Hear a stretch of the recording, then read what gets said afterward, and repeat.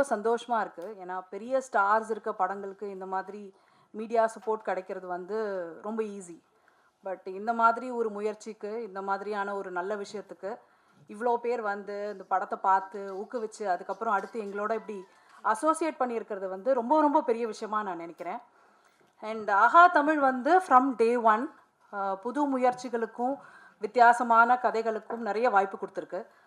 For instance பேட்டகாளி ஒரு ஜல்லிக்கட்டு பேக்ட்ராப்பாக வச்ச ஒரு சீரீஸ், அது நீங்கள் எல்லோரும் பார்த்துருப்பீங்க.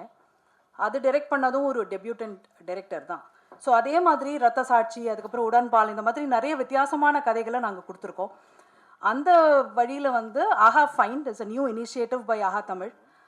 மெயின்லி பிகாஸ் ஐ திங்க் நம்ம எல்லாருமே ரொம்ப ஃபாஸ்ட்டாக ஓடிக்கிட்டு இருக்கோம் லைஃப்பில். எதையுமே பார்க்குறதுக்கு நம்மளுக்கு நேரங்கள் கிடையாது.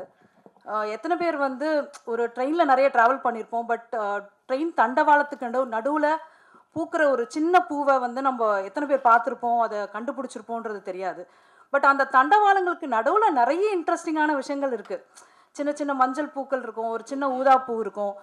அது வந்து யாரை பற்றியும் கவலைப்படாமல் அது வந்து பூக்கும், அது மலரும், அதனுடைய டைமில் அது வந்து அதனுடைய விஷயத்தை பண்ணும். அந்த மாதிரி பியூட்டிஃபுல்லாக நம்ம தமிழ் ஃபிலிம் கம்யூனிட்டியில் நிறைய நல்ல படங்கள் வந்துக்கிட்டே இருக்குது டெய்லி. பட் ஆஹாக்கு வந்து ரீச் அவுட் பண்ணுறவங்க, மற்ற பிளாட்ஃபார்ம்ஸ்க்கு போய் ரீச் அவுட் பண்ணுறதுக்கான வழி வந்து நிறைய பேருக்கு தெரியாது. எப்படி ரீச் அவுட் பண்ணணும், மெயில் பண்ணணுமா, இல்லை வந்து கால் பண்ணணுமா, யார் கால் பண்ணணும், அப்புறம் வந்து எஸ் வார்டு, ஏ வார்டு, டி வார்டு, இப்படி ஏகப்பட்ட மாடல்ஸ் இருக்குது. இதில் நம்மளோட படம் எந்த மாடலில் போகும், இந்த மாதிரி நிறைய விஷயங்கள்ல என்ன ஆயிடுதுன்னா ரொம்ப நல்ல படங்கள் வந்து யாருக்குமே தெரியாமல் அப்படியே வந்து தங்கி போயிடுது. ஸோ அப்படி இருக்கக்கூடாதுன்றதுக்காக ஆரம்பித்த ஒரு குட்டி இனிஷியேட்டிவ் தான் இது.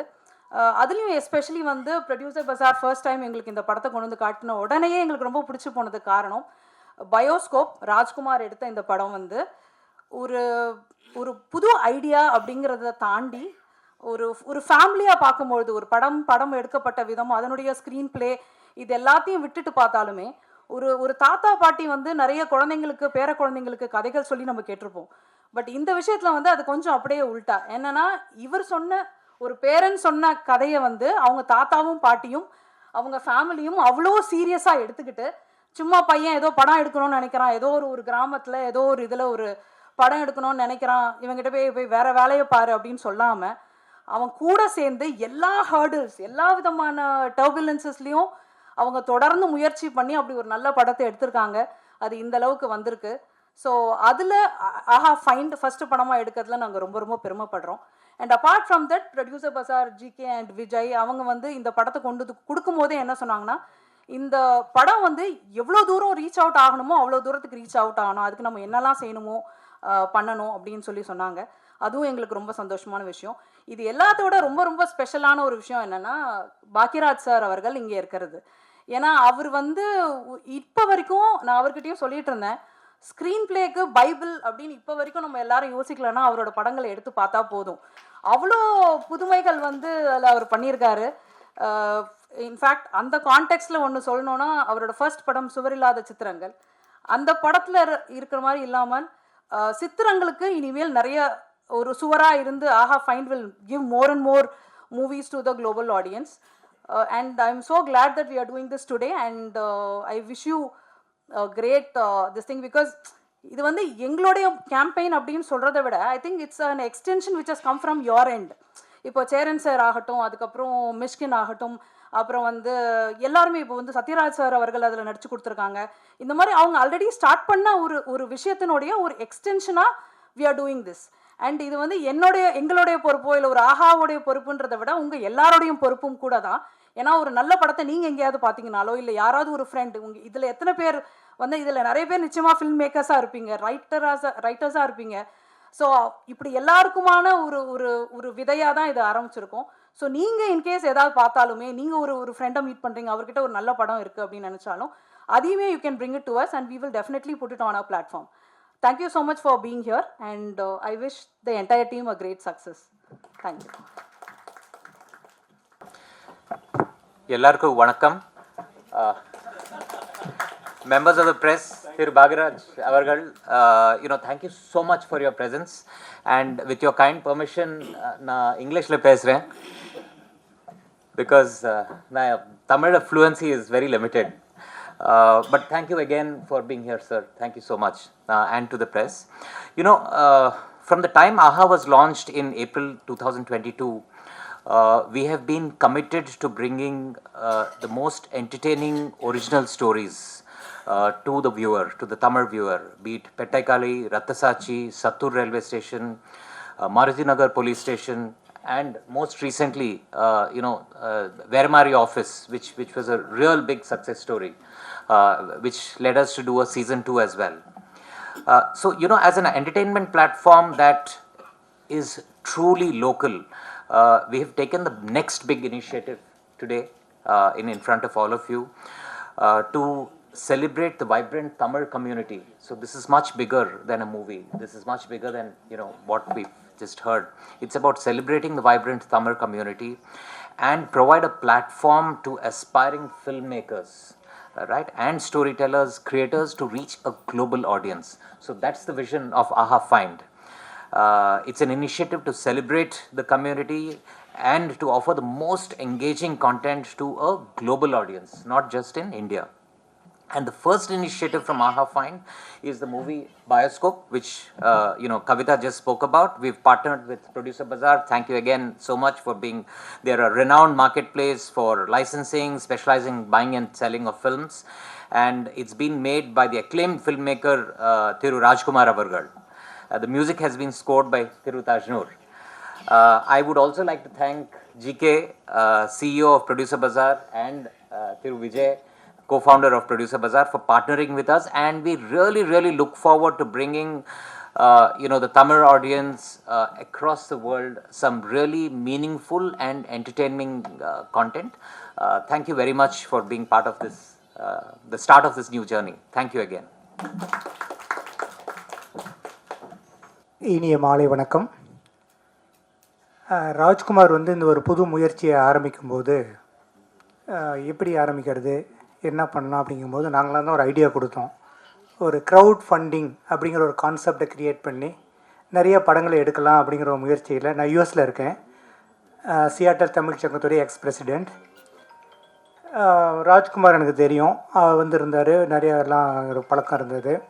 சரி, அவருடைய முயற்சிக்கு நாம் ஒரு சின்ன ஒரு உதவியாக இருக்க முடியுமே அப்படிங்கிறதுனால ஒரு க்ரௌட் ஃபண்டிங் மாதிரி நாங்கள் ஆரம்பித்து இந்த படத்தை ஆரம்பித்தோம். இந்த படத்தில் ஒரு வசனம் சொல்லியிருப்பார், படம் கூட கஷ்டப்பட்டு எடுத்துடலாம், ஆனால் அதை ரிலீஸ் பண்ணுறதுங்கிறது பெரிய பெரிய கஷ்டம் அப்படிங்கிற மாதிரி ஒரு வசனம் இந்த படத்தில் வச்சுருப்பார். ஸோ அது உண்மைதான். இதில் சின்ன படங்களுக்கு பார்த்திங்கன்னா மக்கள் ஆதரவு கொடுக்கணும். அதே மாதிரி இந்த தியேட்டர்ஸ் கிடைக்கிறது, இல்லை அதை ரிலீஸ் பண்ணுறதுக்கான முயற்சிகள், இது எல்லாம் கிடைச்சது அப்படின்னாக்கா இது போன்ற படங்கள் நிறைய வரும். இப்போ கிட்டத்தட்ட ஒரு 4-5 படம் ஆல்ரெடி ரெடியாக இருக்குது, எங்ககிட்டயே இருக்குது யூஎஸில். அதை எப்படி ரிலீஸ் பண்ணுறது, இல்லை என்ன பண்ணுறதுன்னு தெரியல அவங்களுக்கு. அதுக்கு ஒரு முயற்சியாக தான் நாங்கள் இந்த பயோஸ்கோப்பை நம்ம சின்ன இதாக வச்சுருக்கோம். இது அவருடைய இவர் ராஜ்குமார் பண்ண ஒரே ஒரு சின்ன இடர்பாடு என்னன்னாக்கா, ப்ரொடியூசர் இல்லாமல் இவரே பண்ணது தான். அவர் ப்ரொடியூசர் வச்சு பண்ணியிருந்தாலும் இன்னொரு 25 படம் பண்ணியிருந்துருக்கலாம். அவர் அவ்வளோ நாலேஜ், அவ்வளோ கதை எல்லாமே இருக்குது. ஆனால் இவரே ஒரு படத்தை எடுத்து கஷ்டப்பட்டு எல்லாம் பண்ணி, அந்த படத்தில் வர கதை அவருடைய கதை தான் அது. அதனால் முயற்சிகளில் இன்றைக்கி தான் 3ஆம் தேதி ரிலீஸ் ஆக போகுது. அப்படிங்கிறதுனால ரொம்ப மகிழ்ச்சியாக இருக்குது. நீங்கள் எல்லாம் சப்போர்ட் பண்ணுங்கள். எல்லா பத்திரிகையாளர்கள், நண்பர்கள், யூடியூப் சேனல்ஸோடைய உரிமையாளர்கள் இல்லை எல்லாமே இருக்கிறீங்க. இதை எல்லாமே கொண்டு போய் மக்கள்கிட்ட சேர்த்து ஒரு நல்ல ஆதரவு கொடுத்து அவரை ஊக்குவிக்குமாறு கேட்டுக்கொள்கிறேன். நன்றி. படம் நல்ல வாய்ப்பும் நல்ல ஒரு சக்ஸஸ் ஆகிறதுக்கு என்னுடைய வாழ்த்துக்கள். நன்றி. வந்திருக்கும் ப்ரெஸ் மீடியா எல்லாருக்கும், மேடையில் வந்திருக்கும் பெரியவர்களுக்கும், என் அழைப்பை ஏற்று வந்திருக்கும் பாக்கியராஜ் சார் அவர்களுக்கும் என்னுடைய வணக்கங்களும் நன்றிகளும். இந்த ஆஹா பிளாட்ஃபார்ம் இந்த அழகான ஒரு படத்தை ரிலீஸ் பண்ணுறது பெரிய மகிழ்ச்சி. அதே மாதிரி ப்ரொடியூசர் பஜாரும் அதை சேர்ந்து பண்ணுறதுல ரொம்ப மகிழ்ச்சி. இந்த படத்தை பற்றி நிறைய சொல்லணும். இது கொஞ்ச நாளாக நாங்கள் பண்ணிகிட்டு இருந்த ஒரு விஷயம், கொஞ்ச நாள் ஆயிடுச்சு முடிச்சு. அதில் நிறைய மாற்றங்கள், நிறைய ஒரு விஷயங்கள். உண்மையாகவே இந்த படத்துக்கு மியூசிக் பண்ணுறது ரொம்ப டஃப்பாக இருந்தது எனக்கு. எந்த ஜேனரில் போகிறதுன்ட்டு ரொம்ப யோசனையாக இருந்தது. ஒரு லவ் இல்லை இந்த மாதிரி ஏதாவது இருந்ததுன்னா ஈஸியாக பண்ணிடலாம். பட்டு இந்த இதுக்கு பண்ணுறதுக்கு எந்த இதுவுமே இப்படி பண்ணால் அது மிகையாக இருக்குது இல்லை குறைவாக இருக்குது இந்த மாதிரி. அந்த விதத்தில் ரொம்ப டஃப்பாக இருந்து இப்போ நீங்கள் பார்த்தது தான் கடைசியாக வந்த அவுட்புட். ஸோ ராஜ்குமார் சாரை பற்றி நிறையா சொல்லணும். அதாவது ஒரு புது விஷயத்துக்கு வந்து நானும் நிறைய விஷயங்கள் யோசிச்சுட்டு இருப்பேன், எப்படி பண்ணணும் என்ன பண்ணணுன்ட்டுன்னு. அவர் சொல்கிற ஒவ்வொரு விஷயமுமே என்னை வந்து இது முடிக்கும் பார்க்காத விஷயமாக தான் நான் அவரோட விஷயங்கள் எல்லாம் பார்த்தேன். ஸோ இந்த படம் வந்த உடனே முதல்ல பார்க்கும்போது இந்த நிறைய இடத்துல என்னை அறியாமையே கண்ணீர் தண்ணி வந்துருச்சு. அந்த மாதிரி அந்த 2-3 இடத்துல நீங்கள் பார்த்துருப்பீங்க. அதே மாதிரி காமெடியும் சரி, நிறையா சீன் எடுத்துட்டார் இப்போ இந்த ட்ரிம் பண்ணதில், இன்னும் ரொம்ப அழகாக வந்திருந்தது. ஸோ உங்களுடைய சப்போர்ட் எல்லாம் இது கொடுத்து ஒரு கரெக்டாக வரணும்னு நம்புகிறேன். Thank you very much. Next up, I'd like to call upon the CEO and producer of Producer Bazaar, Mr. G.K. Tirunavukar அவர்கள். எல்லாருக்கும் வணக்கம். ரொம்ப அருமையான ஒரு மாலை வேலையாக தான் அதை நான் பார்க்குறேன். ஸோ எல்லாருக்கும் வந்து ப்ரொடியூசர் பஜார்னு சொல்கிறாங்க அப்படின்னா என்ன அப்படின்றதே ஃபஸ்ட்டு ஒரு கேள்வியாக இருக்கும்னு நினைக்கிறேன். ஃபஸ்ட்டு ஒரு 1 மினிட்டை டக்குன்னு நாங்கள் என்ன பண்ணுறோன்றதை சொல்லிடுறோம். ஸோ இது வந்து ஒரு திரைப்படங்களுக்கான திரைப்பட வர்த்தக எப்படி வந்து ஒரு மூவியை வந்து சேல்ஸ் பண்ணுறதுக்கான ஒரு பிளாட்ஃபார்ம், ஒரு online market place for movie rights sales and acquiring அப்படின்றதுக்கான ஒரு பிளாட்ஃபார்ம். இது ஒரு 2 இயர்ஸாக நாங்கள் இதை பில்ட் பண்ணிகிட்ருக்கோம். அண்டு அது பற்றின ஒரு டிஸ்கஷன் தனியாக, அது என்ன பண்ணுறோம் ஏது பண்ணுறோன்றதெல்லாம் டீட்டெயிலாக சொல்கிறேன். ஸோ ராஜ்குமார் வந்து எனக்கு இயக்குனர் குழந்தை வேலப்பன் மூலமாக எங்ககிட்ட வந்துட்டு இந்த படத்தை வந்து என்கிட்ட காமிச்சார். அண்டு நண்பன் குழந்தையும் வந்து இந்த படம் நீ கண்டிப்பாக பார்க்கணும் அப்படின்னாரு. இந்த படம் பார்த்த உடனே டிஸ்டர்ப் பண்ணிச்சு இந்த படம். ஏன்னா வந்து என்னோடய பேக்ரவுண்டும் வந்து நானும் ஒரு படம் பண்ணியிருக்கேன் அண்ட் படம் ப்ரொடியூஸ் பண்ணியிருக்கேன், ஃபெயிலியர்ஸ் பார்த்தாச்சு, சக்ஸஸும் பார்த்துருக்கேன். அப்படின்னும் போது அதோட பெயின் பாயிண்ட் என்னன்னு எனக்கு நல்லா உணர முடிஞ்சது. அது என்னோட ரிலேட் ஆகிட்டேன் நான் பயங்கரமாக அந்த படத்தோட. அண்டு சில காரணங்களால் அப்போ என்னால் அதை தொடர முடியல, ரிலீஸ் பண்ண முடியலன்னு சொல்லிட்டோம். அண்ட் நாங்களும் மற்ற வேலைகளுக்குள்ளெல்லாம் போயிட்டோம். அப்புறம் சுற்றி அந்த ஜேர்னி வந்து எங்ககிட்டே மறுபடியும் வந்துச்சு.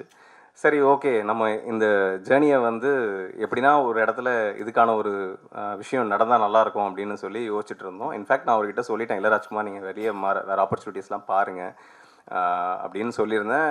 அப்பயும் என்னால் முடிஞ்ச சப்போர்ட்டும் அவருக்கு பண்ணிட்டு தான் இருந்தேன் பேக்எண்டில்.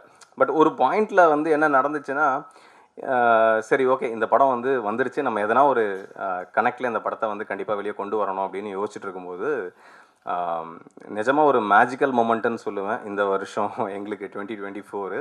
ஸோ கவிதா அவங்கள நான் மீட் பண்ணேன்.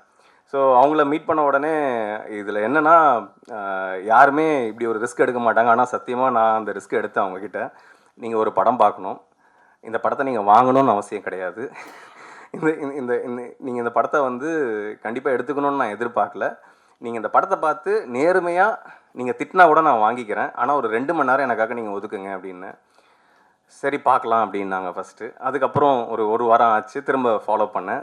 அதுக்கப்புறம் சரி நான் வரேன் அப்படின்னாங்க. ஓகேங்க அப்படின்னு சொன்னோம், பேசி முடித்தோம். அதுக்கப்புறம் என்ன படம் அப்படின்னாங்க. இல்லை அது மட்டும் கேட்காதீங்க அப்படின்னு.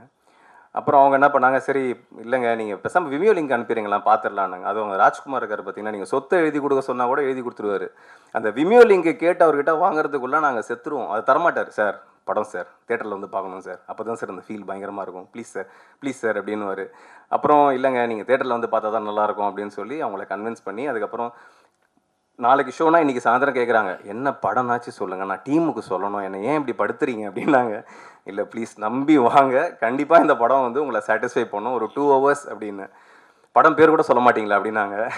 இல்லைங்க அப்படின்னு. அப்புறம் விஜய் வேறு என் கோஃபோன் பார்ட்னர் வேறு திட்டுறாரு, உனக்கு வேறு வேலையே இல்லையா, ஏன் இந்த மாதிரி ரிஸ்க் எடுக்கிற. ஏன்னா இங்கே இருக்கிற பையர்ஸில் சென்சிபிளான பையர்ஸ் அவங்க தான். நம்ம அடுத்தடுத்து அவங்க கூட நிறைய பிஸ்னஸ்லாம் பண்ணணும், வந்து அவங்களுக்கு பிடிக்காமல் போயிடுச்சுன்னா நமக்கு ரிலேஷன்ஷிப்பே கட் ஆகிடும், நீ ஏன் அந்த மாதிரி பண்ணுற அப்படின்னு இவர் ஹைதராபாத்லேருந்து என்னை திட்டிகிட்டு இருந்தார்.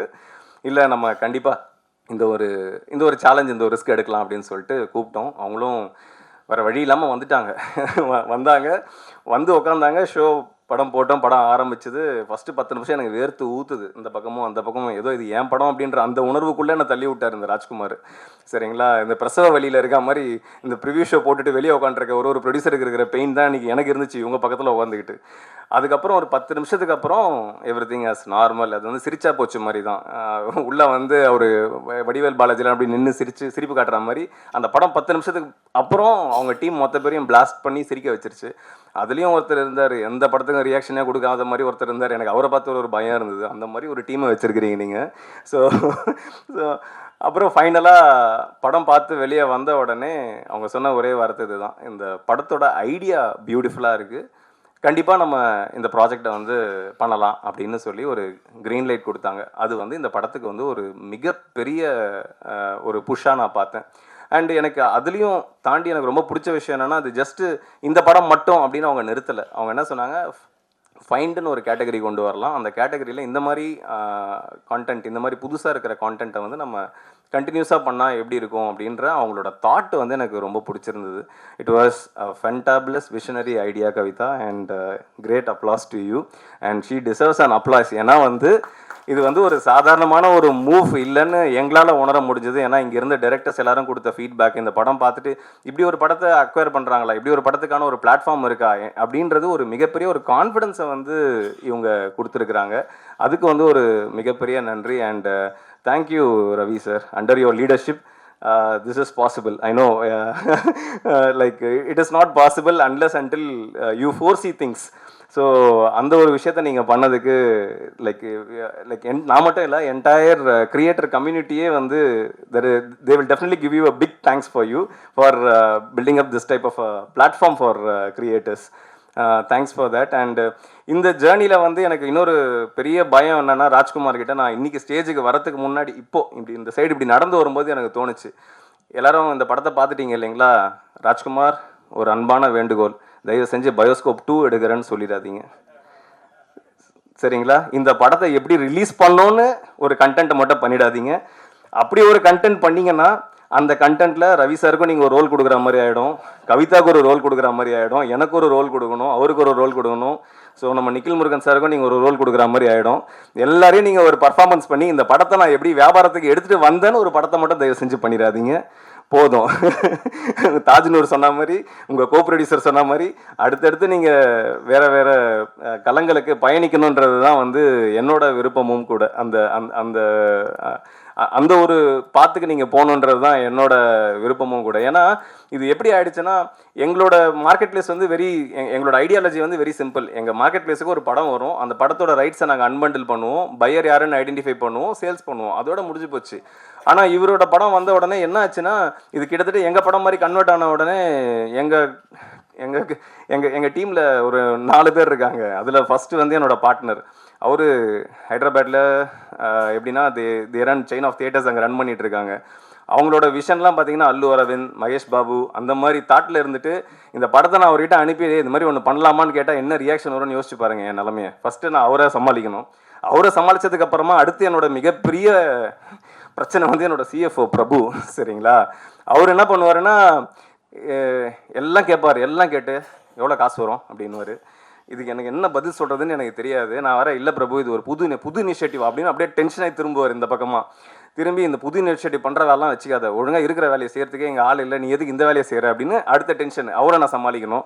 அப்புறம் அப்படி இப்படின்னு பேசி, இல்லை பிரபு அப்படின்னு, சரி ஓகே ஏதோ பண்ணுங்க, ஆனால் வந்து பார்த்துக்கோங்க அப்படின்னு சொல்லிட்டு அவர் ஒரு பக்கம் அவரை சமாளிக்கணும்.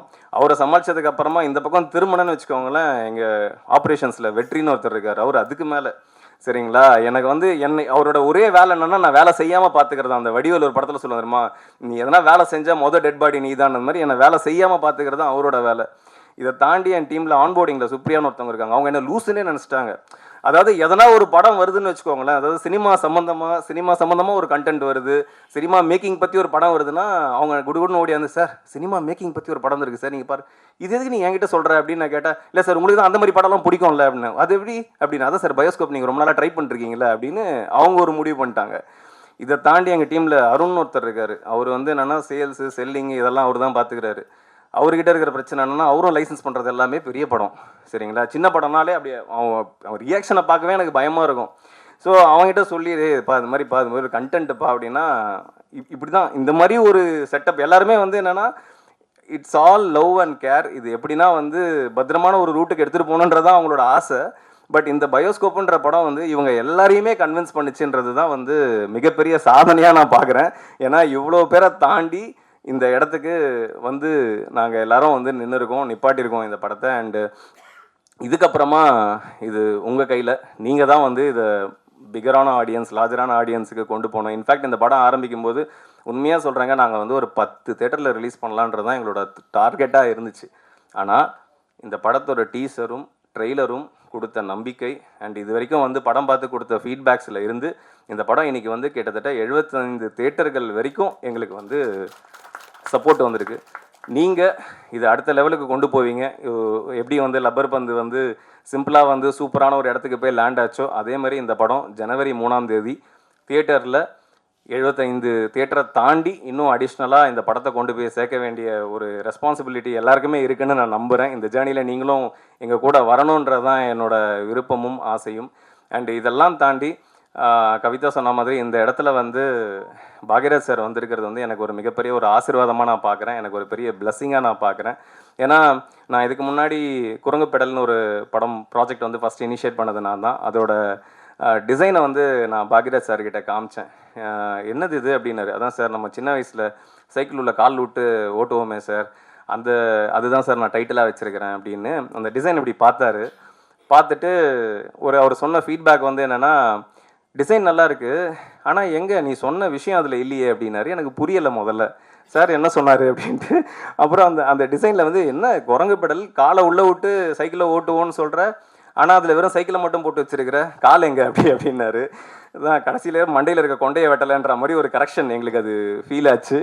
எல்லாருக்குமே வந்து அப்படி ஒரு அவர் சார் இன்னைக்கு இந்த ஸ்டேஜில் நாங்கள் எல்லாரும் நிற்கிறோம் அப்படின்னா இந்த ஸ்டேஜுக்கு வந்து இன்னொரு ஒன் ஆஃப் த ஒரு ஆணி வேறாக வந்து சார் இருந்திருக்காரு தமிழ் சினிமாவுக்கு. ஸோ ரொம்ப நன்றி சார், நீங்கள் வந்து எங்களோட இருந்து இந்த பயணத்தில் இப்படி ஒரு நிகழ்வை வந்து நீங்கள் துவங்கி வச்சது வந்து எனக்கு மிகப்பெரிய சந்தோஷமும் பெருமையும் இருக்குது. ரொம்ப நன்றி. அண்ட் இறுதியாக ஒரே ஒரு விஷயம் தான் நான் சொல்ல ஆசைப்படுறேன். அதாவது ஆஹா ஃபைண்ட் இது வரைக்கும் எனக்கு தெரிந்த வரை இந்தியாவிலேயே யாருமே இப்படி ஒரு முயற்சி எடுத்ததில்லைன்றதை நான் அடித்து ஆணித்தரமாக சொல்லுவேன். யாருமே இப்படி பண்ணது கிடையாது, எந்த பிளாட்ஃபார்மும் இப்படி பண்ணது கிடையாது. ஏன்னா நாங்கள் வந்து குளோபலாக 150 பிளாட்ஃபார்ம்ஸோட ஒர்க் பண்ணிகிட்டு இருக்கோம், சரிங்களா? சேட்டலைட் நெட்ஒர்க்ஸு, பிளாட்ஃபார்ம்ஸு எல்லாரோடவும் பேசிக்கிட்டு இருக்கோம். எல்லாருமே வந்து கேட்குறது எல்லாமே ஸ்டார்காஸ்ட் படங்கள் எங்களுக்கு கொடுங்க அப்படின்னு தான் கேட்டிருக்காங்க. ஃபார் த ஃபர்ஸ்ட் டைம் இந்தியாவிலே முதல் தடவை இப்படி ஒரு இனிஷியேட்டிவ் நடந்திருக்கு. And we are very proud and happy to be part of this. Sir, we promise you sir, we will not let this down. We will take it for heights. Definitely we will take this for heights and we will bring new talents definitely for AHA. Thank you so much. It was so lovely to hear, sir. Arthadaga, I'd like to invite the director of Bioscope Film, Mr. Sankeri Rajkumar avargal. அனைவருக்கும் வணக்கம். நீங்கள் இந்த இப்போ படத்தில் பார்த்தப்போ வெங்காயம் படத்தில் எப்படி அந்த கல்யாண மண்டபத்தில் நிற்கும்போது நான் ஒரு எமோஷ்னலாக நின்னனோ, அதே மாதிரி தான் நான் இந்த பயோஸ்கோப்பை முடிச்சுட்டு ஒரு எமோஷ்னலான மூமெண்ட்டில் நான் இப்போ நிற்கிறேன். ஏன்னா நம்ம எடுத்த படத்தால் ஒரு உயிர் காப்பாற்றப்பட்டுச்சு அப்படிங்கிறது எனக்கு அப்போ ரொம்ப எமோஷ்னலாக இருந்துச்சு. இப்போது நான் எப்படி எமோஷ்னலாக ஃபீல் பண்ணுறேன் அப்படின்னா, நான் ஒரு படம் எடுத்துட்டேன், நான் சொல்லிக்கிட்டே இருப்பேன், இண்டிபெண்ட்டாக எடுக்கிற படங்கள் தான் மக்களோட பிரச்சனை பேசும். இண்டிபெண்ட்டாக பெரிய பட்ஜெட் படங்கள் வந்து கமர்ஷியலாக இருக்கும், அது ஒரு டெம்ப்ளேட்டடாக இருக்கும். இந்த மாதிரி சின்ன சின்ன படங்கள் தான் மக்களோட பிரச்சனைகளை, மக்களோட வாழ்வியலை, மக்களோட சந்தோஷத்தை, மக்களோட துக்கங்களை மக்களுக்கு அறிமுகப்படுத்துகிற படமாக இருக்கும். உண்மையிலே என்னை பார்த்துட்டு இருக்கிற என்ன மாதிரி படம் எடுக்கணும்னு நினைக்கிறவங்க எல்லாருக்குமே அவ்வளோ சந்தோஷமாக இருந்திருக்கும். நான் முதல்ல ஏன் ஆகாவுக்கு நான் தேங்க் பண்ணும் அப்படின்னு நினச்சேன் அப்படின்னா, இந்த மேடை அவர்களால் உருவாகினால அவங்களுக்கு நான் நன்றி சொல்லணும் அப்படின்னு நான் ரொம்ப ஆசைப்பட்டேன். இப்போது வெறும் சும்மா ஒரு கப்பல், ஒரு மலைத்துளி அப்படின்னு வெறும் வார்த்தையாக நம்ம பேசினோம்னா ஓகே, அது ஒரு சாதாரண வெறும் வார்த்தை தான். ஆனால் கடலில் தத்தளிச்சுக்கிட்டு இருக்கிறவனுக்கு யாராவது வந்து கை கொடுக்க மாட்டாங்களான்னு நினச்சிக்கிட்டு கடைசி உயிருக்கு போராடிக்கிட்டு இருக்கிற ஒருத்தனுக்கு ஒரு கப்பல் அப்படின்னு சொன்னால், ஒரு கப்பல் வருதுன்னு சொன்னால் அவனுக்கு எப்படி இருக்கும்? அது ஒரு சாதாரண வார்த்தை தான். அந்த மாதிரி தான் எனக்கு ப்ரொடியூசர் பசார் வந்தாங்க. நான் ரொம்ப வெங்காயம் படத்துக்கு எப்படி நீங்கள்லாம் பார்த்தீங்களோ இந்த படத்தில் அதே ஸ்ட்ரகிள் தான் இந்த படத்துக்கு எனக்கு தொடர்ந்து இருந்துச்சு. இது எனக்கு மட்டும் இல்லை, தொடர்ந்து கேபிள் சங்கர் சார் மாதிரி ஒரு நல்ல படங்களை ஆதரித்து போராடிட்டு மக்கள்கிட்ட கொண்டு போய் சேர்த்தணுன்னு போராடிட்டு இருக்கிற அவங்களுக்கு தெரியும், எல்லா நல்ல படங்களுக்கும் ஏற்படுற ஒரு ஸ்ட்ரகிள் தான். அப்போ யார் இந்த மாதிரி நல்ல படங்களை எடுக்கிறவங்களுக்கும் இந்த மாதிரியான ஒரு மீடியாவுக்கும் யார் வந்து ஒரு பிரிட்ஜை ஏற்படுத்துறது அப்படின்னு ஒரு பெரிய கேள்விக்குறியே இருந்துச்சுங்க. அதை வந்து ப்ரொடியூசர் பசார் ரொம்ப அழகாக செஞ்சு இந்த மேடையை உருவாக்கியிருக்காங்க. அவங்களுக்கும் நான் நன்றிகளை தெரிவிச்சுக்கணும். நான் ரிவேர்ஸில் போகிறேன், ஏன்னா எங்கேருந்து தொடங்குச்சோ அப்படி ஆர்டராக வரதை விட நான் ரிவேர்ஸில் போகிறது எனக்கு ரொம்ப பிடிச்சிருந்துச்சு. அப்போது அடுத்தது எனக்கு உண்மையிலேயே அதியமான் சார் மாதிரி நான் கஷ்டப்பட்டு வெங்காயம் படம் முடிச்சுட்டு நான் ஒரு படம் ஆரம்பிக்கணும் அப்படின்னு தொடங்கும் பொழுது நீங்கள் வெங்காயம்னு ஒரு நல்ல படம் பண்ணியிருக்கீங்க, அடுத்ததும் நீங்கள் நல்ல படம் தான் பண்ணுவீங்கன்னு Athiyaman sir, Ardhanareeswaran, Omram Yoga Guruji, Senthil sir, Prema madam, நிறைய பேர் நான் பேர் மறந்துடுவேன். அந்த மாதிரி நிறைய ஒரு எனக்கு நீங்கள் வாங்க, நீங்கள் பண்ணுவீங்க, நல்ல படம் பண்ணுவீங்கன்னு சொல்லிட்டு என்னை வந்து என்கரேஜ் பண்ணாங்க. நான் உங்களுக்கு இந்த இடத்துல நான் ரொம்ப நன்றி சொல்லிக்கிறேன். அதை எல்லாத்தையும் தாண்டி மியூசிக் டைரக்டரை பற்றி நாங்கள் சொல்லி ஆகணும். நான் ஒரு இன்டர்வியூவில் சொன்னேன், அதை நீங்கள் இளையராஜா சார்கிட்ட வந்து என்ன மாதிரியான இசை, எப்படி அவர்கிட்ட இசை வெளிப்படுது அப்படின்னா அவருடைய இசை ஞானம் இசையை வெளிப்படுது. ரகுமான் சார்கிட்ட இசை ஞானமும் ப்ளஸ் டெக்னாலஜியும் சேர்ந்து ஒரு இசையை வெளிப்படுது. ஆனால் தாஜ்னூர் சார்கிட்ட பொறுத்த வரைக்கும் அவருடைய நேர்மையும் அறமும் தான் இசையாக வெளிப்படுது அப்படின்னு நான் நம்புவேன் எப்பவுமே. அவர் மாதிரி ஒரு நேர்மையான உண்மையான ஆளை நான் ரொம்ப நாளாக இந்த சினிமாவில் எவ்வளோ ஸ்ட்ரகிளுக்கு அப்புறம் நான் கடந்து வந்திருக்கேன். என்னைக்கு சந்திச்சும் போது அவர் மேலே ஏற்பட்ட ஒரு அபிப்பிராயம் எப்படி இருந்துச்சோ அப்பவும் அதே இத்தனை வருஷம் கழிச்சும் அப்படியே இருக்குது அப்படிங்கிறதே எனக்கு ஒரு பெரிய ஆச்சரியமாக இருக்குது. அவ்வளோ ஒரு சிறந்த மனிதர் முதல்ல, அதுக்கப்புறம் மிகச்சிறந்த ஒரு இசையமைப்பாளர். ஏன்னா இந்த படங்கள் தான் தொடங்கி வச்சிருக்கு 2025. நீங்கள் வேணால் நான் இந்த 2024 இறுதியில் நான் உங்கள்கிட்ட ஒரு உத்தரவாதம் கொடுக்குறேன். 2025 ஒரு முக்கியமான அவார்டு வழங்கக்கூடிய ஒரு விருது வழங்கக்கூடிய ஒரு நிறுவனம் ஏதாவது தேர்ந்தெடுக்கும் பொழுது முதல் ஒரு 3 இயக்குனர் இசையமைப்பாளர்கள் பட்டியலில் கண்டிப்பாக தாஜ்னூர் சார் இருப்பார். நான் அவர் அடுத்தடுத்து வச்சிருக்கிற படங்களில் நான் வந்து பார்த்துக்கிட்டு இருக்கேன். அதே மாதிரி நம்மளாம் வந்து உண்மையிலேயே சின்ன வயசில் இருக்கும் பொழுது பாக்யராஜ் சாரோட படங்களில் வந்து ஒரு 5-6 சின்ன பசங்கள்லாம் இருப்பாங்க. எப்போவுமே அவரோட படத்தில் அவர் கூட இருப்பாங்க, சின்ன சின்ன பசங்கள் இருப்பாங்க. நாங்கள்லாம் இப்போ உட்காந்துருக்கிறது அந்த சின்ன பசங்க மாதிரி தான். அவர் எங்களுக்கு ஒரு இமயமலை மாதிரி தான் எப்போவுமே. சும்மா அவர் இருக்காரு அப்படின்லாம் இல்லை, நம்ம சின்ன வயசில் அவர் எப்படி பார்த்தோம். இன்றைக்கி ராஜ்குமார்னு ஒருத்தன் படம் பண்ணியிருக்கான், அதை ப்ரொடியூசர் பசார்னு ஒன்று ரிலீஸ் பண்ணியிருக்காங்க. ஆஹா ஃபைண்டுன்னு ஒரு சூப்பரான ஒரு விஷயம், நல்ல படங்களுக்கு ஒரு பிளாட்ஃபார்ம் அமைச்சு கொடுக்குறாங்க. அப்படிங்கும் பொழுது சரி நமக்கு என்ன இல்லை, நாம் வந்து எல்லாம் ஜெயிச்சுக்கிட்டு இருக்கிற ஒரு பெரிய இயக்குனர், நம்ம ஏன் அதை பண்ணணும் அப்படின்னு நினச்சிருந்தாருன்னா அவர் வந்திருக்கவே தேவையில்லை. எங்கே ஒரு நல்ல படம், எங்கே ஒரு நல்ல விஷயம் நடந்தாலும் அது யார் ஒரு படைப்பாளிக்கு எங்கெல்லாம் காப்பாற்றப்பட்டாலும் அந்த இடத்துல நம்ம போய் கரம் கொடுக்கணும், அந்த இடத்துல நம்ம நிற்கணும், அந்த இடத்துல அவனோட வளர்ச்சிக்கு நம்ம தட்டி கொடுக்கணும் அப்படின்னு நினைக்கிறாரு. அப்படிங்கும் பொழுது உண்மையிலேயே சார், தமிழ் சினிமாவில் நாங்கள் எங்களை மாதிரி ஒரு நல்ல படம் பண்ணணும்னு நினச்சிட்டு இருக்கிற அத்தனை இயக்குனர் சார்பாகவும் உங்களுக்கு எங்களுடைய நன்றிகளை தெரிவிச்சுக்கிறோம். அப்புறம் என்னோட டீம் இந்த இடத்துல நான் சொல்லி ஆகணும். உண்மையிலேயே நான் ரொம்ப வெங்காயம் படத்துக்கு அப்புறம் என்னுடைய ரொம்ப முக்கியமான காலகட்டம் எதுன்னா, அடுத்தது நான் என்ன படம் பண்ணுறது ஒரு பெரிய தேக்கம். இது எல்லாருமே ஒரு இன்டர்வியூவில் சொல்லுவாங்க, எனக்கு வந்து இந்த ப்ரொடியூசர் இல்லைன்னா எனக்கு லைஃப் இருந்திருக்காது, இந்த டைரக்டர் இல்லைன்னா எனக்கு லைஃப் இருந்திருக்காது, குடும்பத்தில் யாராவது ஒருத்தர் இல்லைன்னா லைஃப் இருந்திருக்காது அப்படின்ட்டு. ஃபஸ்ட்டு எந்த டேரக்டருமே சொல்லியிருக்க மாட்டாங்க, ஒரு அசிஸ்டன்ட் டைரக்டர் இல்லைன்னா நான் இல்லாமே போயிருப்பேன் அப்படின்னு எந்த டேரக்டருமே சொல்லியிருக்க மாட்டாங்க. ஆனால் நான் சொல்கிறேன், ரொம்ப முடங்கி போய் ஒரு இருட்டில் கிடந்தப்போ பிரபுன்னு ஒருத்தர் வந்தார், என்னுடைய அசிஸ்டன்ட் டைரக்டர்.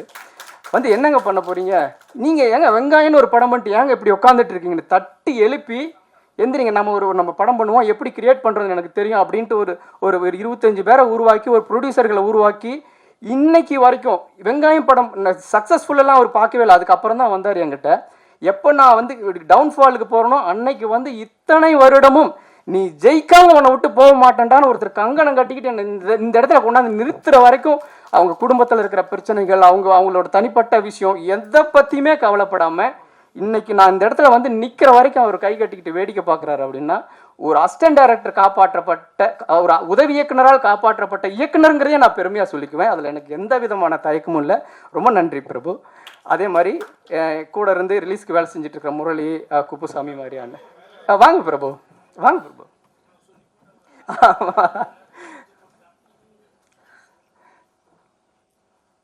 சார், நான் எதுவுமே அவர்கிட்ட என்கிட்ட இருந்து எதுவுமே எதிர்பார்த்தது இல்லை சார்.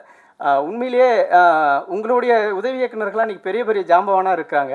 ஆனால் இவர் என்னை வந்து கொண்டு வந்து இந்த இடத்துல நிறுத்துறதுக்கு அவர் இரவு பகலாக வேலை பார்த்தாரு. இவர்கிட்ட நான் எப்படி இவரை பற்றி சொல்கிறேனே தெரியல. உண்மையிலே ஒரு அசிஸ்டன்ட் டைரக்டராக வந்தவர் இன்றைக்கி வந்து என்னை வந்து ஜெயிச்சு வச்சுட்டு தான் நான் வந்து நகருவேன் அப்படிங்கிற ஒரு கங்கணம் கட்டிட்டு வேலை செஞ்ச மாதிரி செஞ்சார் சார். அந்த வந்து நான் லைஃப்பில் நான் மறக்கவே மாட்டேன். எத்தனையோ பேர் வந்தாங்க என்னுடைய நான் அப்படி தேங்கி நிற்கிறத பார்த்துட்டு போயிட்டாங்க. அதாவது அற்ற குளத்தில் அருநீர் பறவை போல உற்றலிந்தீர்வார் உறவல்லர், அக்குளத்தில் கெட்டியும் ஆம்பலும் நெய்தலும் போல ஒட்டி உறவருவார் உறவுன்ட்டு ஒரு முதுமொழி இருக்கும். ஒரு குளத்துல தண்ணி இருக்கும்போது நிறைய குருவிங்க வரும், பறவைங்க வரும், என்ன மீன் இருக்கும், நத்தை இருக்கும். அதை பொறுக்கி சாப்பிட்றதுக்கு வந்து அந்த தண்ணி இருக்கிற வரைக்கும் அதுங்க வந்து கூடிய குளத்தை சுற்றி சுற்றி ஜகஜோதியாக இருக்கும். அந்த குளத்துல ஒன்றுமே இல்லைன்னா அங்கே ஒன்றுமே இருக்காது. ஆனால் அந்த குளத்துல பூத்த தாமரை, ஆம்பல், அந்த நாணல் எல்லாம் அந்த குளத்தோடையே சேர்ந்து வாடும்போது அந்த அந்த அந்த பூவை சேர்ந்து வாடி கிடக்கும்ல, அந்த மாதிரி என்னோட நான் வாடும்போது வாடி நின்னாரு, நான் மகிழும் போது மகிழ் நின்னாரு.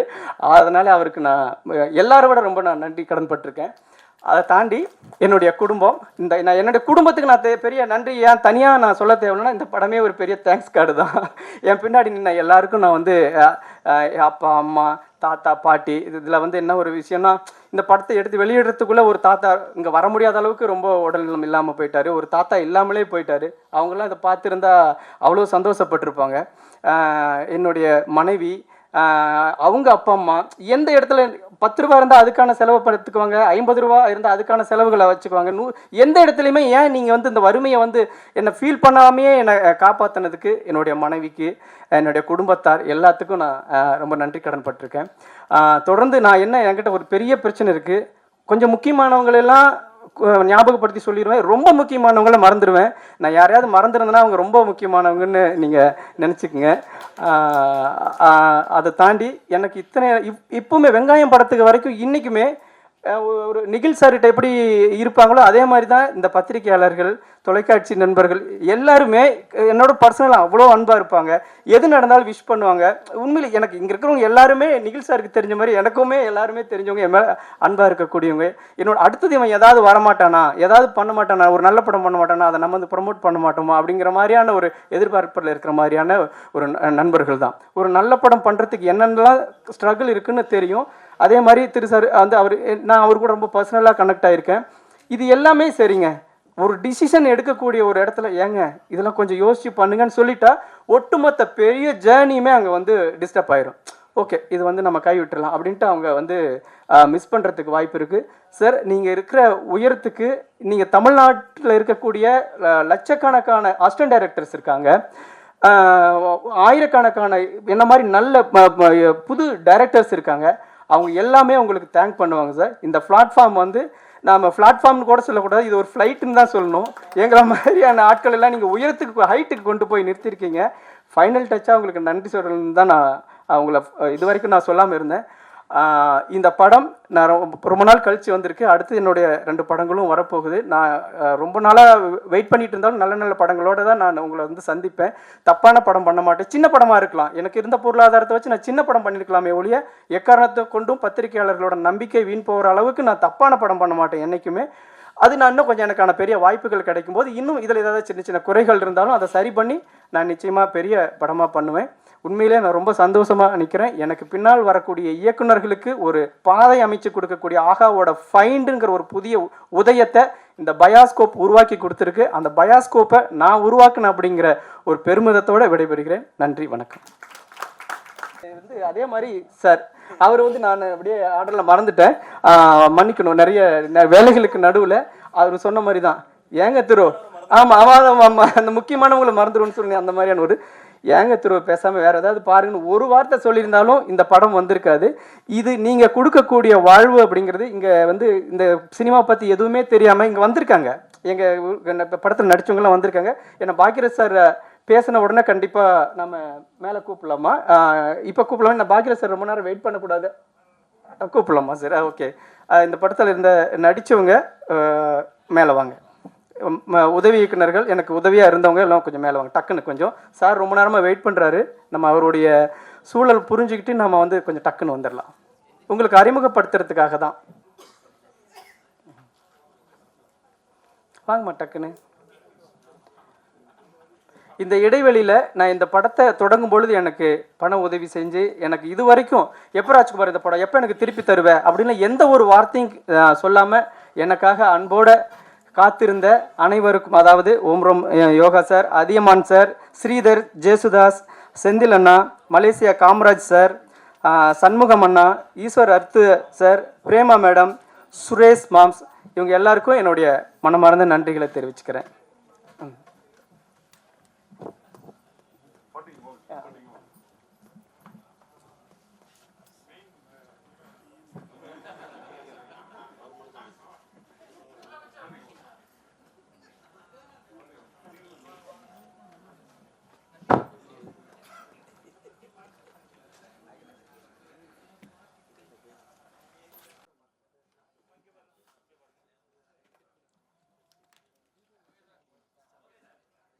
அடுத்தபடியாக a man who's given so much to the film industry, ரொம்ப வருஷமா நிறைய contributions கொடுத்திருக்காரு. A fantastic actor, amazing writer and fantabulous director as well. Mr. Bhagyaraj அவர்களை சில வார்த்தைகள் பேச அழைக்கிறேன். மரியாதைக்குரிய பத்திரிகையாளர் நண்பர்கள், ஊடக நண்பர்கள், அவங்க எல்லாத்துக்கும் என்னுடைய பணிவான வணக்கம்.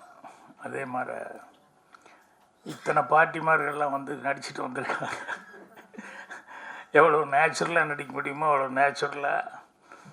எனக்கு சில நேரங்கள் அதில் வந்து ராஜ்குமார் டைலாக் எழுதினாரா இல்லை அவங்களே சொந்தமாக பேசிட்டாங்களா அப்படிங்கிற அளவுக்கு சந்தேகம் வந்தது. அந்த அளவுக்கு ரொம்ப இயல்பாக வந்து பண்ணியிருந்தாங்க. எல்லாத்துக்கும் மேடையில் இருக்கிறவங்க எல்லாத்துக்கும், முன்னால் இருக்கிறவங்க எல்லாத்துக்கும் என்னுடைய பணிவான வணக்கத்தையும் புத்தாண்டு நல்வாழ்த்துக்களையும் முதலே சொல்லிக்கிறேன். நாளைக்கு ஒரு நாள் தான் இருக்குது, நாளன்னைக்கு. ஸோ இந்த புத்தாண்டில் திரைக்கு, தமிழ் திரைக்கு ஒரு சிறப்பான செய்தி, ஒரு சிறப்பான ஒரு இது நடந்திருக்கு அப்படின்னு சொன்னோம்னா அது வந்து இந்த ஆஹா இவங்க ஃபைண்டுன்னு சொல்லி இவங்க வந்து கிடச்சதுங்கிறது இருக்க. இதுதான் தமிழ் திரை 2025க்கு வந்து எல்லாருக்குமே ஒரு ஒரு பிரைட் ஃப்யூச்சர் தெரியுது அப்படிங்கிற லெவலுக்கு இவங்க வந்ததுங்கிறது வந்து சினிமாவை நோக்கி வரக்கூடிய இளைஞர்கள் எல்லாத்துக்குமே மிகப்பெரிய உதவியாக இருக்கும். அதனால் அவங்களுக்கு ஸ்பெஷல் தேங்க்ஸ் வந்து நான் சொல்லிக்கிறேன். ஏன்னா நான் ஆஹா டீம் அப்படின்னு சொல்லி சொன்னோடனே தமிழ் எங்கே கரெக்டாக பேசுவாங்களா இல்லையா அப்படின்ட்டு இருந்தால் கவிதா வந்து ரொம்ப பிரமாதமாக பேசினாங்க. நிறைய உதாரணங்கள் எல்லாம் வேறு சொன்னாங்க. நிறைய பூ பூத்தது அவங்க சொல்லும்போது. நான் அடிக்கடியோட மீட்டிங்கில் சொல்லுவேன், எல்லா பூ வாசமும் வந்து காற்று எப்படி வீசுதோ அந்த டைரக்ஷனில் தான் போகும். அந்த பூ வாசங்கிறது ஒரே ஒரு பூ வாசம் மட்டும் காற்று வீசுகிற திசைக்கும் எதிர்த்து போகும் அப்படின்னு சொல்லிட்டு சொல்லுவேன். என்னென்னா அந்த பூ ஒரு மனிதனுடைய நட்பண்பு அப்படின்னு சொல்லிட்டு. அந்த மாதிரி இவங்க வந்து சினிமாவில் எல்லாருமே கொஞ்சம் கமர்ஷியல் மைண்டு, போட்ட காசு எடுக்கணும், ஏன்னா அவங்க அதில் தானே இருந்தாக்கணும் மறுபடியும். அதனால் எல்லாத்துக்கும் அந்த பயங்கிறது இருக்கும், அந்த பொறுப்புணர்ச்சி, அந்த டென்ஷன் எல்லாமே இருக்கும். பட் இவங்க வந்து இதை வந்து ரிஸ்க் எடுத்து பரவாயில்ல, என்கரேஜ் பண்ணணும், இந்த மாதிரி ஆட்களை என்கரேஜ் பண்ணால் நல்லது அப்படிங்கிற மாதிரி சொல்லி அவங்க வந்து ஆஹா ஃபைண்ட் அப்படிங்கிறது இன்றைக்கி ஆரம்பிச்சது. உண்மையிலேயே ரொம்ப ரொம்ப ராஜ்குமாருக்கு மட்டுமல்ல, சினிமாவை நோக்கி வரக்கூடிய எல்லா இளைஞர்களுக்குமே வந்து அது மிகப்பெரிய ஒரு உதவியாக இருக்கும். அதனால் தமிழ் திரையுலகம் சார்பாகவே நாங்கள் வந்து மனமார்ந்த நன்றியை வந்து தெரிவிச்சுக்கிறேன். தாஜ்னூர் அவருக்கு ஸ்பெஷல் தேங்க்ஸ் சொல்லிக்கணும். என்னென்னா இந்த படத்தை வந்து பார்க்கணுன்னு அவர் தான் எனக்கு ஃபோன் பண்ணி, வர்ற வரைக்கும் எனக்கு தெரியாது, ஆனால் வர்ற வழியில் தான் படத்தினுடைய பேர் என்ன இருக்கிறது நான் அதுக்கப்புறம் தெரிஞ்சுக்கிட்டேன். அவர் இந்த படத்துக்காக அவர் வந்து எவ்வளோ ஸ்ட்ரெயின் பண்ணியிருக்காரு அப்படிங்கிறதெல்லாம் ராஜ்குமார் சார் சொன்னாப்புல. அவர் சொல்லும்போது சொன்னார், இந்த படத்தில் எனக்கு எப்படி மியூசிக் பண்ணுறது அப்படிங்கிறது கொஞ்சம் கன்ஃபியூஷனாக இருக்குது அப்படின்னு சொல்லிட்டு. சில நேரங்கள் அப்படி வரும். எப்படின்னு விஸ்வநாதன்னே ரீரிகார்டிங் வாட்சிட்டு இருக்கும்போது திடீர்னு ஒரு இடத்துல நிறுத்திக்கிட்டார். தம்பி ஒரு சின்ன கன்ஃபியூஷனாக இருக்குது, என்ன பண்ணுறதுன்னு தெரியலையே, என்னென்ன அப்படின்னு. இல்லை, அந்த கேரக்டர் அழுதுட்டு இருக்கான், அவங்க அம்மா செத்து போச்சு, ஆனால் நீங்கள் பேசுகிற டைலாக் வந்து எல்லோரும் மியூசிஷியன்லாம் கைதட்டி ரசிக்கிறான், சிரிச்சுக்கிட்டு இருக்கான். நான் அந்த அழுகிற கேரக்டருக்கு மியூசிக் போடுறதா, சிரிக்கிற கேரக்டருக்கு மியூசிக் போடுறதா, எப்படி போடுறதுனே தெரியல எனக்கு அப்படின்னு சொல்லிட்டு அந்த நாட்டில் முக்கியமான ஒரு இடத்துல வந்து அவன் நிறுத்திட்டு கேட்டார். அப்புறம் நான் ரெண்டுக்கும் சேர்ந்த மாதிரியே போடுங்க, ரெண்டுக்கும் வயா மீடியா இருக்கிற மாதிரி போடுங்க அப்படின்னு சொல்லி அந்த இடத்துல பிரமாமா ரீரிகார்டிங் பண்ணியிருந்தார். சில நேரங்களில் காமெடின்னா காமெடிக்கு வந்து தனியாக வாசிட்டு போயிடலாம், பேத்தாஸு லவ் அது இதுக்கு அந்தந்த மூடுக்கு பண்ணலாம். இப்போ என் படங்களில் அதெல்லாம் மாறி மாறி வந்துடும் திடீர்னு சிரிச்சுக்கிட்டே இருக்கிற மாதிரி இருக்கும், டக்குன்னு லேசாக ஒரு சென்டிமெண்ட் வந்துடும். அப்புறம் சென்டிமெண்ட் சீனாக இருக்குன்னு நினச்சிட்டு இருக்கும்போது திடீர்னு வந்து காமெடி அப்படிங்கிறது வரும். ஸோ ராஜ்குமார் வந்து இந்த படத்தில் வந்து பெஸ்ட்டு சமாச்சாரமாக என்ன அப்படின்னா, அவருடைய ரியல் லைஃப்லேயே என்னென்ன பட்டாரோ அதை பூரா சீனாக பண்ணிக்கிட்டாரு. அதில் அந்த பாட்டி அவங்கள எல்லாம் வந்து நடிக்க வச்சதுங்கிறது இருக்க, அது ஒரு பெரிய விஷயம். அவங்கெல்லாம் வந்து ஏன்னா வந்து சினிமாக்குள்ளே வரும்போது எங்கள் பாட்டி இதெல்லாம் செப்பெத்திக்கினே கூட்டு அப்படிம்பாங்க. என்னென்ன சினிமான்னா அது பிடிக்காது, அதுன்னா அதெல்லாம் மனுஷன் செய்கிற வேலையாங்கிற மாதிரியே வந்து சினிமா மேலே இருக்கிற ஆர்வம் வந்து பார்க்குறதுக்கு ஓகே ஒழிய அதுக்கு ஒருத்தர் போகிறான்னு சொன்னோம்னா ஒத்துக்கவே மாட்டாங்க. எங்கள் அண்ணன் எல்லாருமே பெல்ட் எடுத்துக்குவாங்க. நான் இது எல்லாத்தையும் தாண்டிக்கிட்டு எனக்கு இதுதான் வேணும் அப்படின்னு சொல்லிட்டு நான் வந்ததுக்கப்புறம் அப்புறம் எங்கள் பாட்டியிலேருந்து எல்லாருமே சமரசம் ஆகிட்டாங்க. எங்கள் அண்ணன் என்ன எல்லாருமே சமரசம் ஆகிட்டாங்க. அதுக்கப்புறம் படம் எடுக்கும்போதெல்லாம் அவங்க வந்து பார்த்துட்டு ரொம்ப ஒவ்வொருத்தரும் ஒவ்வொரு மாதிரி கமெண்ட் கொடுப்பாங்க. சின்ன வீடு பாட்டுக்கிட்டு எங்கள் பாட்டி என்னை திட்டிடுச்சு, ஏறா படம் எடுத்துச்சு அப்படின்னா. நல்லதானே பாட்டி எடுத்துருக்கேன், நல்லது என்ன நல்லது தானே, உங்கள் அம்மா எல்லாம் குண்டு இல்லையா, பொண்டாட்டி கொஞ்சம் குண்டுங்கிறக்கா எங்கே வேணால் ஊர் மாறி போயிடுறா அப்படின்னா. படத்தில் நான் நடிச்சிருக்கிறேன் அப்படிங்கிறது தான் அவங்களுக்கு தாக்கம். நான் தான் கதை எழுதுனேன், நான் தான் டைரக்ஷன் பண்ணிக்கிறேன் அப்படின்னு சொல்லி அது அவங்களுக்கு இதே கிடையாது. நீ நடிகனாக வந்து கரெக்டாக இல்லை, வைஃப் இருக்கும்போது நீ எப்படி அது கொஞ்சம் குண்டுங்கிறதுக்காக எப்படி நீ இப்படியெல்லாம் பண்ணலாம் இப்படின்னா அவங்களுக்கு புரிய வைக்க முடியல என்னால்.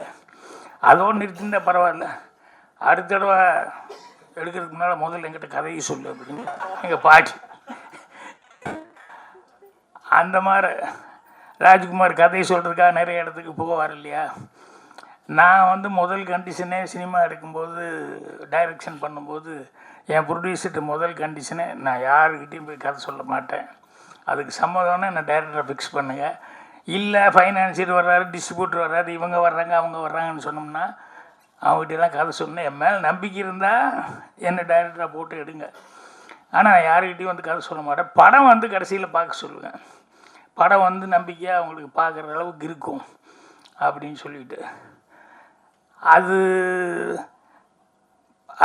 வந்து ராஜ்குமார்லாம் அப்படி சொல்லியிருக்கிறதுக்கான வாய்ப்பு இல்லை, தேடிக்கிட்டு தான் போயிட்டு இருந்தேன். எனக்கு அந்த வாய்ப்பு என்னென்னா, எங்கள் டைரக்டனுடைய படம் 3 படமும் கண்டினியூஸாக சக்ஸஸ் ஆனதுனால எனக்கெல்லாம் வந்து அந்த நம்பிக்கைங்கிறது வந்துருச்சு.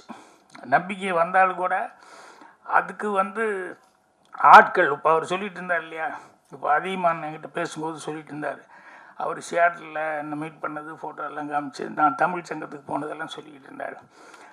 அவர் வந்து எவ்வளோ தூரம் வந்து இவருக்கு ஹெல்ப் பண்ணணும் அப்படிங்கிறதுக்காக வந்து அவர் ஆட்களை எல்லாம் பிடிச்சி இண்டிவிஜுவலாக வந்து ப்ரொடியூசர்களை எல்லாம் அவர் கரெக்ட் பண்ணிக்காரு அப்படிங்கிறது பெரிய சமாச்சாரம்.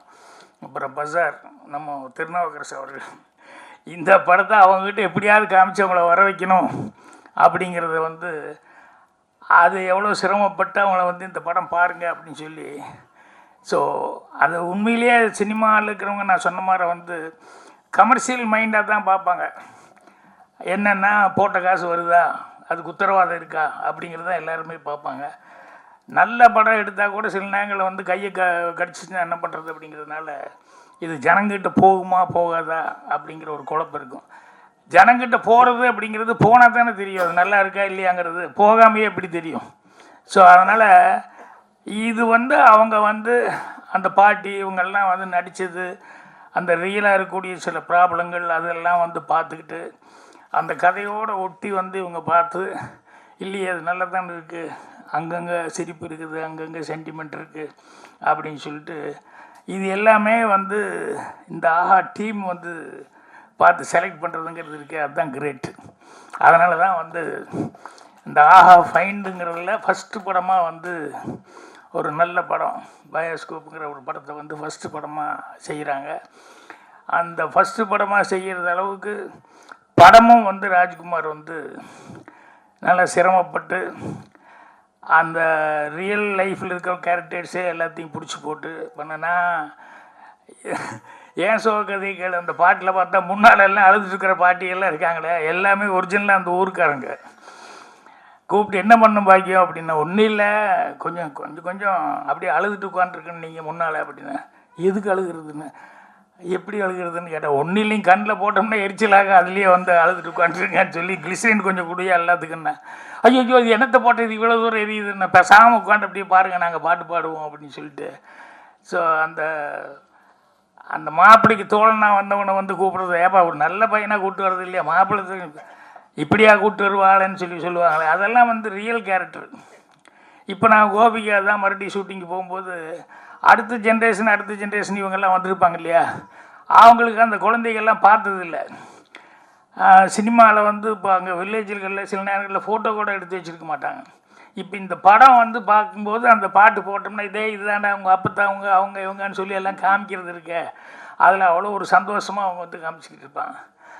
அந்த மாதிரி விளக்கு வச்ச நேரத்தில் பாட்டில் என் அசிஸ்டண்ட்டு பவானி அவங்க தாத்தா பாட்டி அந்த ஓப்பனிங் சீனுக்கு அந்த விளக்கு வச்ச நேரத்தில் பாட்டு கொடுக்குறதுக்கு முன்னால் அந்த சோறு விட்டுறதுக்கு அந்த ஒரிஜினல் தாத்தா பாட்டி இது பண்ணால் முதல்ல பாட்டியெல்லாம் ஓகேன்றுச்சு. தாத்தா வந்து அட பரிசலில் இங்கே உள்ளே வந்து அவ்வளோ தூரமெல்லாம் நான் வரமாட்டேன், நான் போ அப்படின்னு சொல்லி நீ போயிட்டு வா அப்படின்ட்டுச்சு. அப்புறம் பாட்டி கூப்பிட்டா, அவர் இல்லாமல் நான் மட்டும் வந்து யாருக்கோ சோறு விட்டுறதுக்கு நான் எங்கே வர்றேன் அப்படின்ட்டு, அதெல்லாம் வரமாட்டேன் அப்படின்னு சொல்லிட்டு அப்புறம் 2 பேர்த்தையுமே ஒரிஜினல் பேரையே வந்து கஷ்டப்பட்டு எடுத்துகிட்டு போய் கடைசியில் ஷார்ட் எடுத்தோம். ஸோ அந்த மாதிரி ரியல் கேரக்டர்ஸு சினிமாவில் பார்க்கும்போது கல்லாப்பட்டி சிங்காரமெல்லாம் அவர் ஏன் அவ்வளோ தூரம் இருந்ததுன்னா, எனக்கு தத்ரூபமாக அந்த மாதிரி கேரக்டர்ஸ் எல்லாம் இருக்காங்க. சூர்யா சித்திரங்களில் அதே மாதிரி அந்த டெய்லர் கேரக்டர்லாம் பார்த்தோம்னா ஒரிஜினலாகவே அந்த மாதிரி பேசிகிட்டு இருக்கிற கேரக்டர்ஸ் இருக்காங்க. ஸோ இதெல்லாம் சினிமாவில் வைக்கும்போது கண்டிப்பாக ரசிப்பாங்க அப்படின்னு சொல்லிட்டு ஒரு நம்பிக்கையோடு நம்பிக்கிறேன். ஆனால் என்னென்னா டேஸ்ட் வந்து ஒவ்வொருத்தருக்கும் ஒவ்வொரு மாதிரி இருக்கும். சில பேர்த்துக்கிட்ட சில கதையை சொல்லும்போது இது என்ன சார் இது இப்படி இருக்குது அப்படி இருக்குது அப்படிமா, படமாக வந்து பார்த்தா தான் அதுக்கப்புறம் சரி அப்படின்னு சொல்லுவாங்க. ஸோ அதனால தான் நிறைய பேர் போய் கதை சொல்ல போகும்போது மாட்டிட்டு முழிக்கிறதுக்கு காரணமே என்னென்னா, அவங்க வந்து டேஸ்ட் ஒன்றா இருக்கும், இவங்க கதை சொல்ல போகிறவங்க ரொம்ப நம்பிக்கையோடு இருப்பான், இது கண்டிப்பாக ஜனங்கிட்ட போய் சேரும் அப்படின்னு நம்பிக்கையாக இருப்பான். அது சிங்க் ஆகிறது சில நேரங்களில் ஈஸியாக இருக்கும், சில நேரங்களில் கஷ்டமாகவும் போயிடும். அதனால் ராஜ்குமாரை பொறுத்த வரைக்கும் இந்த அதிகமான மாதிரி ஆட்கள், திருநாவுக்கரசு மாதிரி இவங்கெல்லாம் வந்து இருந்ததுனால இந்த ஆஹா டீம் கிடச்சிதுங்கிறது வந்து ஒரு மிகப்பெரிய ஒரு இது வந்து இவங்களுக்கு மட்டும் கிடைச்சதா இல்லை, நான் சொன்ன மாதிரி தமிழ் இண்டஸ்ட்ரிக்கே வந்து சின்ன படம் எடுக்கிறவங்க எல்லாத்துக்குமே இது வந்து மிகப்பெரிய ஒரு உதவியாக இருக்குது. ஸோ அதுக்கு வந்து ஸ்பெஷல் தேங்க்ஸ் சொல்லிக்கிறேன். ராஜ்குமார் படத்தை பற்றி நான் பெருசாக ஒன்றும் சொல்லணுங்கிறது இல்லை, ஏன்னா படமே வந்து ரியலிஸ்டிக்காக இருக்குது, எல்லோரும் அங்கங்கே சிரிச்சுக்கிட்டு இருக்காங்க, பாட்டி கீட்டி எல்லாமே அவங்கவுங்க நடிக்கும்போது ஜனங்க ப்ரெஸ் ரியாக்ஷனே அந்த அளவுக்கு இருந்தது. ஸோ அதனால் நீங்கள் ஒரு இடம் மட்டும் நான் கொஞ்சம் ஃபீல் பண்ணிக்கிட்டேன், என்னென்னா இந்த ஜோசியத்தை பற்றி சொன்னீங்க இல்லையா, அது எல்லாருமே அப்படி தப்பான ஆட்கள் இல்லை. அதை வந்து நீங்கள் அந்த அந்த ப்ரொஃபஷனே அப்படின்னு சொல்லி எங்கேயா ஒரு இடத்துல பாயிண்ட் பண்ணியிருக்கலாம். ஏன்னா எல்லாத்தையும் நல்லது கெட்டதுங்கிறது இருக்குது. இப்போ இதெல்லாம் சாமி மாற கடைசி வரைக்கும் சர்ச்சைக்குரிய பிரச்சனை தான், ஜோசியங்கிறது சர்ச்சைக்குரிய பிரச்சனை தான். ஆனால் எனக்கு தெரிஞ்சு ஜோசியத்தில் வந்து அந்த கணக்கு மேத்ஸ் அப்படிங்கிறத வச்சுக்கிட்டு சில பேர் சொல்லுவாங்க. அந்த மேத்ஸ்ன்னு சொன்னது இவங்க எப்படி சொன்னாங்க அப்படின்னு சொன்னோம்னா எனக்கு ரொம்ப ஆச்சரியமாக இருக்கும். நான் இப்போ 4 நாளைக்கு முன்னால் கூட சொல்லிகிட்டு இருந்தேன். முரளி வீட்டில் வந்து என்னோடய அசிஸ்டண்ட் தான் தமிழ் சிற்பி, அவர் வந்து கட்டமெல்லாம் பார்த்து அதெல்லாம் சொல்லுவார். முரளி வீட்டுக்கு போனப்போ முரளிக்கு அவங்க பையனுக்கு யாருக்கோ பாருங்க அப்படின்னு சொல்லி ஜாதகமெல்லாம் எடுத்து நீட்டினப்போ இவர் அப்படியே பார்த்துக்காரு. அவங்க என்னென்னா அந்த பொண்ணுக்கு சுத்தமாக படிப்பே வராது, இது தேராது, எப்படி கல்யாணம் முடிச்சுட்டா விட்டுற போகிறோம் அப்படிங்கிற லெவலில் அவங்க நினச்சிருந்தாங்க. இவர் போய் இவங்களுக்கெல்லாம் பார்த்துக்கும்போது இது பொண்ணு ஜாதகமாக, ஆமாம் இந்த பொண்ணு டாக்டர் ஆகுங்க அப்படின்னு. இது 8ஆம் கிளாஸ் 10ஆம் கிளாஸ் தேர்றதே ரொம்ப கஷ்டம், விளையாடுறீங்களா நீங்கள் அப்படின்னு சொல்லிட்டு யாருமே வீட்டில் நம்பலையா. அவர் வந்து டாக்டர் ஆகுன்னு சொன்னார். உண்மையிலே அந்த பொண்ணு டாக்டர் ஆகிடுச்சு. அதுக்கப்புறம் என்னன்னா எப்படி சிற்பி இப்படி சொல்கிறீங்க அப்படின்னா, சரி இது ஒரு கணக்கு தான் சார், அதனால் வந்து சில விஷயங்கள் வந்து கரெக்டாக ஒர்க் அவுட் ஆகுது. நான் ஒரு 2000-3000 ஜாதகம் பார்த்துக்கிட்டு அதுக்கப்புறம் சொன்னேன். ஆனால் எல்லாரும் அந்த மாதிரி கெட்டிக்கிறதனமாக இருப்பாங்கன்னு சொல்ல முடியாது. இதை வச்சு பொழப்பு நடத்திட்டு இருக்கவங்க நிறைய பேர் இருக்காங்க. நீங்கள் சொல்லும்போது அந்த மாதிரி ஆட்களை மட்டும்தான் நம்ம மென்ஷன் பண்ண மாதிரி இருக்கணும். ஏன்னா அதில் வேறு மாதிரி இருக்கிறவங்கெல்லாம் இருக்காங்க இல்லையா. ஸோ ஆனாலும் படத்தில் வந்து அந்த மெசேஜுங்கிறது வந்து கடைசியில் அந்த குழந்தைகள்லாம் பேசுகிற மெசேஜ் இருக்க அது வந்து ரொம்ப கன்வின்சிங்கான மெசேஜாக இருந்தது. தப்பு பண்ணுறவங்க எல்லாருமே இதனால் எத்தனை பேர்த்துக்கு ஒரு இது அப்படின்னு சொல்லிட்டு அதே மாதிரி அந்த இடமும் அவங்க சொல்லும்போது எவ்வளோ கஷ்டப்பட்டிருந்தாலும் அந்த பொண்ணு வந்து கல்யாண பொண்ணு வந்து அவருக்கு நான் நன்றி சொல்லணும் அப்படின்னு சொல்லிட்டு மைக்கில் சொல்லும்போது உங்கள் ரியாக்ஷன் அதெல்லாம் உண்மையிலேயே ரொம்ப டச்சிங்கான விஷயங்கள். ஸோ இந்த படம் கண்டிப்பாக ஜனங்கக்கிட்ட கண்டிப்பாக அதை ஏன்னா அவங்க வர வைக்கிறது தான் கஷ்டம். வந்துட்டாங்கன்னா ஆரம்பத்துலேருந்து கடைசி வரைக்கும் அவங்க சிரிச்சுக்கிட்டு ஜாலியாக என்ஜாய் பண்ணி படம் பார்ப்பாங்க. அதுக்கு உத்தரவாதமாக நிறைய சீன்ஸ் அந்த மாதிரி சீன்ஸ் இருக்குது. ஸோ ஆஹாவுக்கு மீண்டும் ஒரு முறை அவங்க ஃபைண்டுன்னு ஒன்று ஆரம்பித்ததுக்கு அவங்களுக்கு என்னுடைய மனமார்ந்த நன்றி தெரிவித்தேன். அவங்களும் இந்த புது வருஷத்தில் 2025 அவங்களுடைய லேண்டிங்கும் ரொம்ப நல்லா இருக்கும். அவங்களால நிறைய பேர் இன்னும் நிறைய பேர் ராஜ்குமார் மாதிரி எல்லோரும் வந்து ரொம்ப சிறப்பான முறையில் இது பண்ணுவாங்க. பத்திரிகையாளர் அவங்களுக்கு வந்து ப்ரெஸ் ஷோவுக்கு வந்து போடுறதுங்கிறதெல்லாம் இப்போ ரேர் ஆகிப்போச்சு. எங்கேயா தேட்டரில் பார்த்துக்கோங்கிறேன்னு சொல்கிறாங்களே ஒழிய முதல் நாளே படம் போடலாம் அப்படிங்கிறதெல்லாம் வந்து இப்போ ரொம்ப ரேர் ஆகிப்போச்சு. ஏன்னா அந்தளவுக்கு படங்கள் எடுக்கிறவங்களுக்கும் ஒரு பயம் இருக்குது, ஏதாவது தப்பாகி போகுமா அதாகி போகுமான்ட்டு. ப்ரெஸ்ஸு வந்து கண்டிப்பாக எல்லாத்துக்குமே நல்ல படங்கள் இருந்ததுன்னா சின்ன படமாக இருந்தால் கூட அவங்க தான் வளர்த்தி விட்றது, அவங்க வந்து எழுதுறது தான் வருது. பார் கேபிள் சங்கர்கிட்ட வந்து நீ கேட்டாங்க என்னங்க இது ரிலீஸ் 3ஆம் தேதிங்கிறீங்க என்னங்க இதுன்னு. இல்லை அது கொடுக்குறதெல்லாம் கொடுத்துட்டு தான் சார் இருக்கேன், நான் ஃபீட் பண்ணுறதெல்லாம் பண்ணிக்கிட்டு தான் இருக்கேன்னு நிறைய பேர் அதை பார்த்துக்கிட்டு இது பண்ணிட்டுருக்காங்க அப்படின்னா. ஏன்னா சில படங்களுக்கு அது ரொம்ப தேவை, கொஞ்சம் ஆடியன்ஸை ரெடி பண்ணி தயார் பண்ணிட்டு அதுக்கப்புறமா ரிலீஸ் பண்ணது தான் நல்லாயிருக்கும். அதனால் தேட்டருக்கு வர வைக்கிறதுக்கு அதுக்கு உண்டான வேலைகள் இன்னும் 2-3 நாள் இருக்குது. அதனால் கரெக்டாக இன்னும் ஏதாவது ஒன்று பண்ணி பண்ணணும். என்ன நிக்கில் ஏதாவது பண்ணிகிட்டு இருக்க? நீ ஏதாவது ஒன்று பண்ணிக்கிட்டு தான் இருப்ப. நிக்கில் மாதிரி சுறுசுறுப்பான ஆட்கள்லாம் பக்கப்பலமாக இருந்துக்கிட்டு இருக்காங்க. எனக்கு இங்கே வர்ற வரைக்கும் நிக்கில் வர்றது எனக்கு நிக்கில் தான் பிஆர்ஓ இது தெரியாது எனக்கு. அவர் தாஜ்னூர் கூப்பிட்டாருன்னு சொல்லிட்டு அதுக்கு மட்டும் நான் வந்துட்டேன்.